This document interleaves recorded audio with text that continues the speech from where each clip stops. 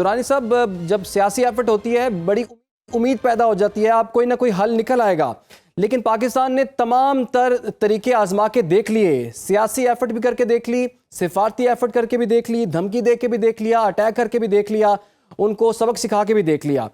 آپ کے خیال میں پاک افغان جو کشیدگی ہے اس کا سیاسی حل ہے کیا؟ بسم اللہ الرحمن الرحیم۔ دیکھیں، اس وقت جو سیاسی حل ہے وہ تو ایک اپنی جگہ حقیقت ہے کہ سیاسی حل کے لیے ہر وقت ایک ڈائیلاگ کے لیے اور ڈپلومیسی کے لیے ایک جگہ موجود رہتی ہے اور اس کے اوپر کام ہوتا رہنا چاہیے، لیکن جو اقدامات ہوتے ہیں ان کا جواب اقدامات کے ساتھ ہی دینا پڑتا ہے، اور بالخصوص جو دہشت گردی کا ایک عنصر ہے، دہشت گردی کی تاریخ یہی بتاتی ہے کہ دہشت گردی کا راستہ جب آپ نے روکنا ہو تو اس کے لیے آپ کو سخت اقدامات اٹھانے پڑتے ہیں۔ بات چیت پہ کوئی حرج نہیں ہے، لیکن اقدامات میں کوئی گنجائش نہیں ہوتی۔ بہن ہی اس لیے اس وقت چونکہ پاکستان کے خلاف جب انڈیا کی طرف سے ہم دیکھتے ہیں تب بھی ایک اسٹیٹ ٹیررزم ہو رہا ہوتا ہے، اور ابھی افغانستان کی طرف سے جب ہم دیکھ رہے ہیں، گو کہ ان کا کلیم تو یہ رہا ہے کہ جی یہ ٹی ٹی پی ہے اور ہمارا اس سے کوئی تعلق نہیں ہے، لیکن اب حالات نے یہ ثابت کر دیا ہے کہ یہ جو بھی ٹی ٹی پی کے اقدامات ہیں they are actually backed by the government of Afghanistan. لہٰذا اس اقدامات کو روکنے کے لیے اقدامات کرنے پڑیں گے، بات چیت کے لیے بات چیت کرنی پڑیں گی، دو both goes side by side, ٹھیک ہے نا جی۔ یہ نہیں آپ کہہ سکتے کہ جی اگلا جو ہے وہ آپ پہ گولے مار رہا ہے اور آپ جو ہے بات چیت کے جو ہے وہ لے کے اس کے پاس جا رہے ہیں، مطلب پیغامات۔ تو لہٰذا اس وقت جو نام بھی رکھا گیا اس آپریشن کا غزب الحق، اور یہ جو اس وقت اقدامات بھی ہوئے ہیں وہ اقدامات جو ہے وہ یقیناً ایک ڈیزائرڈ اقدامات ہیں، اور دوحہ ایگریمنٹ کو آپ دیکھ لیں اور ماضی میں ہونے والے تمام انیشیٹوز جو ہیں ان کو آپ دیکھ لیں،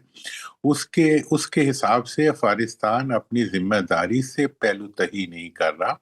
بلکہ اس سے آگے بڑھتے ہوئے وہ تعرض افینسو لے رہا ہے اگینسٹ نیبرنگ کنٹری،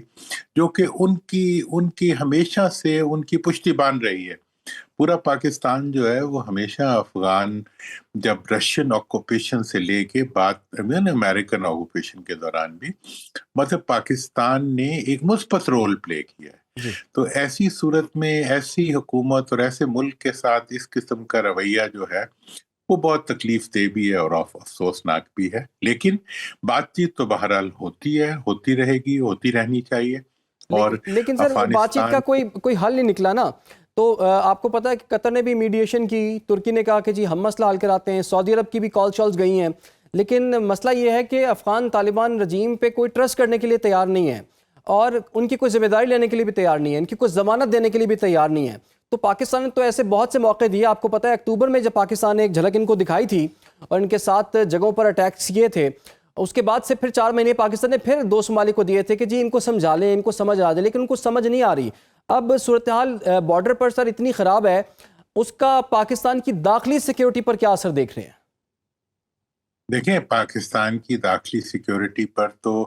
مطلب مسلسل اس کا اثر نظر آ رہا ہے۔ آپ دیکھ لیں کہ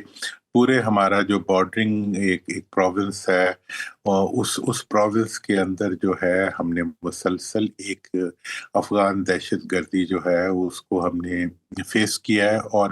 اس کی بیکنگ ساری جو ہے وہ ادھر سے آتی ہے، اور وہ اون کریں یا نہ کریں، اور اب تو اس واقعے کے بعد تو بہت چیز کھل کے سامنے آ گئی ہے۔ تو میں تو یہ کہتا ہوں کہ جی اگر افغان حکومت نہیں سمجھتی، نہ وہ ڈیورنٹ لائن کو مانتے ہیں، نہ وہ کسی انٹرنیشنل ایگریمنٹ کو مانتے ہیں، نہ وہ دوحہ ایگریمنٹ کو مانتے ہیں، تو ایسی صورتحال میں آپ کے پاس یہی آپشن ہے کہ آپ بھی پھر آپ کو آگے بڑھ کے اپنے وطن کے دفاع اور اپنے وطن کی سیکیورٹی کے لیے جو ہے اقدامات اٹھانے پڑیں گے۔ اور میں تو یہ کہوں گا کہ اگر افغانستان نہیں مانتا ڈیورنٹ لائن کو، تو بہت اچھا موقع ہے کہ واخ خان کی پٹی جو ہے وہاں پہ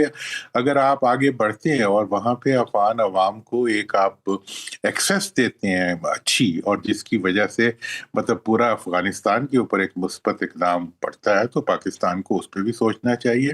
اور پاکستان کو اپنے بارڈر کرنے کے لیے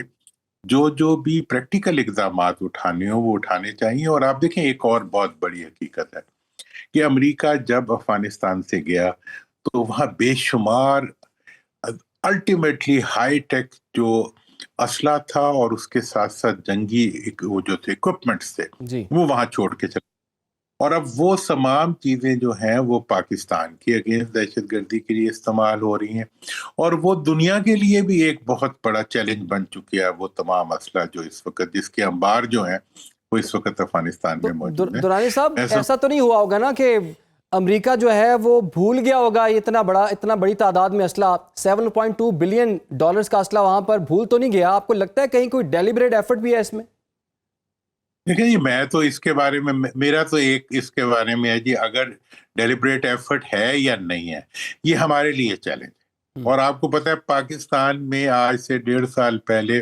میں پہلا فرد تھا جس نے یہ بات کہی تھی کہ جناب افغانستان میں چھوڑا ہوا امریکی اسلحہ جو ہے وہ پاکستان کی سالمیت اور پوری دنیا کے امن کے لیے ایک چیلنج ہے، اس لیے امریکہ کو اور دنیا کو اس کی ریٹریول کے لیے اور اس کی ڈائریکشن کے لیے فیصلے کرنے چاہیے۔ تو اب وقت آ گیا ہے کہ پاکستان اس ایشو کے اوپر پوری دنیا سے معاونت اور تعاون حاصل کر کے اس اسلحے کو یا ڈسٹروائے کرے یا اس کو ریٹریو کرے، امریکہ اور دنیا مل کے۔ واقعی بھول کے تو نہیں چھوڑ گئے تھے، چھوڑ کے تو گئے ہیں نا، لیکن وہ اسلحہ جو ہے کیا وہ اس لیے وہاں لایا گیا تھا، خود ہمارے ملک سے ہی گزر کے گیا تھا، کیا اس لیے لایا گیا تھا کہ وہ پاکستان کے اوپر دوبارہ استعمال کیا جائے اور وہ اسلحہ جو ہمارے پاس بھی موجود نہ ہو؟